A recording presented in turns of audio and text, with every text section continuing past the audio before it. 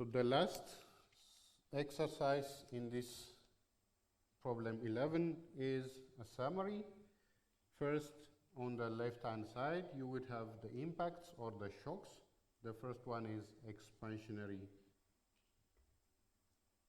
fiscal policy, which represents an expansionary IS curve or an increase in IS curve.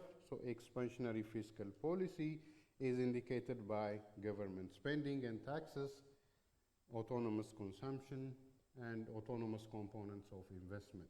If there is an expansionary fiscal policy by the government, we are saying there would be an increase in government expenditure or there would be a decrease in tax.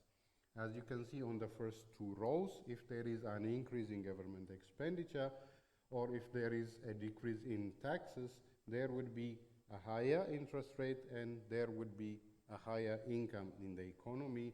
So this is to say our I would be high and our income Y would also be high.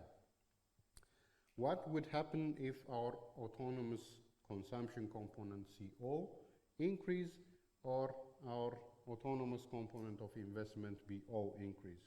In this case, we would have an increase in interest rate I, and there would be also an increase in income level of Y.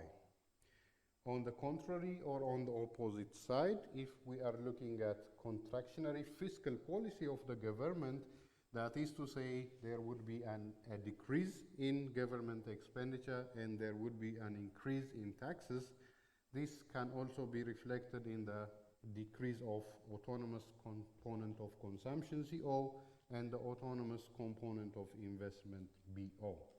In this case, we would have a lower interest rate and there would be a lower level of income. What would be the impact of monetary policy in our ISLM curve? So when we are saying monetary policy, we are clearly reflecting the impacts of the shocks on our LM curve, and this LM curve is basically impacted by the two components we have just seen. The first one is the money supply, and the second one is the autonomous component of our money demand DO. If there is an expansionary monetary policy, which is to say an increase in money supply or a decrease in the autonomous component of money demand, the impact would be we would have a lower interest rate and we would have a higher impact, a higher income reflected in the Y.